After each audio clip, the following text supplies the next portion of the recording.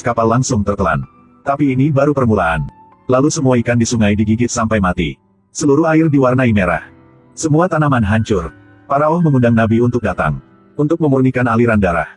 Tapi tidak berhasil. Di malam hari katak yang tak terhitung jumlahnya melompat keluar dari dasar sungai. Seluruh kota diambil. Istri punya Faraoh ketika tidur juga tiba-tiba bangun. Setelah katak mati, lalat yang tak terhitung jumlahnya datang. Orang-orang di kota tidak tahu di mana harus bersembunyi. Konferensi Firaun juga terlibat. Patogen pada lalat yang telah menginfeksi kulit mereka. Tubuh mereka mulai membusuk. Muka Faraoh juga hancur.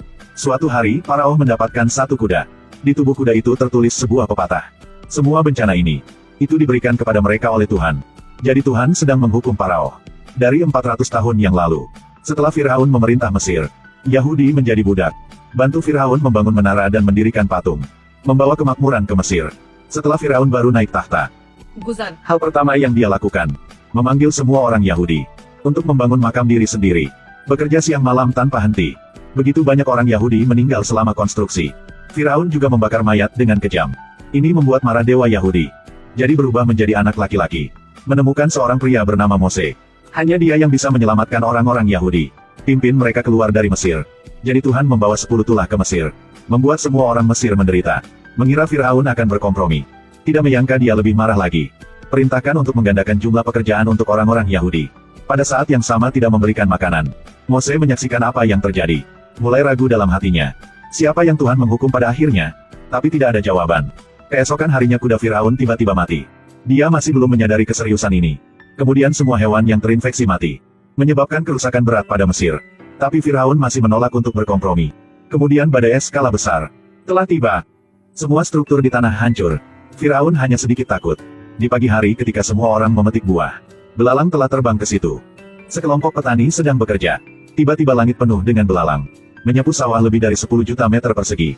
Bawahan meminta Firaun untuk membuka gudang bagi makanan. Hampir terbunuh olehnya. Akibatnya, orang-orang karena kelaparan menyerbu gudang makanan. Menyambar dengan panik. Tapi baru keluar pintu. Dikelilingi oleh tentara Firaun. Semua mati.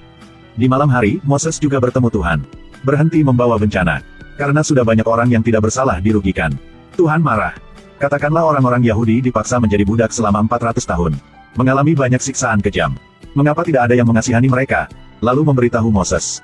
Bencana yang lebih besar akan datang. Setelah mendengar itu Moses langsung panik. Langsung mencari Faraoh.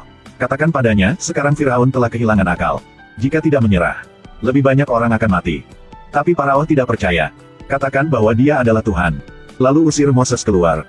Sebelum pergi, Moses bilang, jaga baik-baik anak-anakmu malam ini. Kemudian Moses memberitahu semua orang Yahudi di kota itu.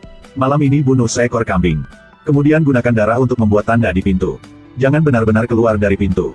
Ketika sampai malam, bayangan hitam muncul. Anak-anak dari semua orang Mesir kehilangan nyawa mereka. Termasuk putra punya Faraoh juga. Sekarang di kota bergema. Tangis ratapan orang tua. Keesokan harinya, Firaun menggendong anaknya yang sudah mati mencari Moses. Mengatakan dialah yang membunuh semua anak-anak. Moses kasih tahu. Semalam semua anak punya orang Yahudi tidak apa-apa. Kali ini Faraoh baru mulai ketakutan. Beritahu Musa untuk membawa semua orang Yahudi keluar dari Mesir. Kembali ke kampung halaman mereka. Moses akhirnya juga mencapai keinginan selama ini. Bawa 400.000 orang. Mulai berjalan balik ke rumahnya. Selamatkan semua Yahudi yang sudah menderita selama 400 tahun. Kemudian Firaun mengubur putranya dengan memilukan. Melihat istri kehilangan akal. Mendorong tempat tidur bayi yang kosong. Kemarahan di hati terbakar. Jadi memanggil 4.000 tentara elit. Mengejar orang-orang Yahudi. Tidak peduli siang atau malam. Berdasarkan kecepatan ini. Hanya butuh 3 hari untuk mengejar mereka. Moses juga takut Faraoh bohong. Dengan sengaja mengarahkan orang ke jalan gunung. Meskipun jalan gunung berbahaya. Tapi bisa mempersingkat waktu ke Laut Merah. Tidak menyangka Faraoh juga berpikir ke sini. Mengejar mereka di belakang. Musa memimpin orang-orang kesulitan baru sampai ke Laut Merah. Merasa tidak mungkin untuk menyeberangi laut. Musa duduk di laut dengan putus asa. Lempar pedang di tangan ke laut. Hal aneh terjadi. Meteor jatuh ke laut. Di hari berikutnya, burung camar terbang di langit. Moses baru menemukan. Air laut sedang surut. Pedang dibuang semalam juga secara bertahap terungkap. Dia mengklaim bahwa Tuhan menunjukkan kepada mereka cara menyeberangi Laut Merah. Buru-buru memanggil semua orang. Bawa semua barang untuk melintasi laut. Ketika sedang berjalan, bagian depan secara bertahap menjadi lahan kering. Firaun memimpin pasukannya untuk mengejar mereka. Jalan gunung yang berbahaya membuat semua orang takut. Jika tidak hati-hati, akan jatuh ke dalam jurang. Kemudian salah satu terbalik. Semua orang di belakang juga jatuh ke tebing. Masih belum nyampe. Sudah kehilangan setengah tentara. Akhirnya mereka melihat orang-orang Yahudi dipimpin oleh Musa, ingin membunuh semuanya. Memerintahkan tentara untuk pergi ke sana dengan cepat. Moses beritahu semua orang untuk berlari cepat ke gunung yang berlawanan. Sendiri memimpin tim kecil untuk hentikan lawan. Tiba-tiba awan gelap menutupi langit. Gelombang setinggi 1000 kaki datang ke arah mereka. Musa menyuruh orang pergi dulu. Dia akan menghadapinya sendiri. Ketika bawahan Firaun melihat ini, mereka dengan cepat berbalik. Hanya Firaun yang menolak untuk menyerah, masih bergegas maju. Akibatnya, keduanya tenggelam oleh ombak. Tentara Firaun belum sempat lolos. Pergi jauh, korbankan seluruh pasukan. Orang-orang Yahudi aman naik ke pegunungan. Kemudian Musa naik ke darat. Faraon juga beruntung untuk bertahan hidup. Tapi semua tentara sudah mati. Menjadi makanan burung camar. Dia akhirnya menyadari kesalahannya. Ketika Moses sampai ke rumah. Reuni keluarga. Menjadi pemimpin orang Yahudi sendiri.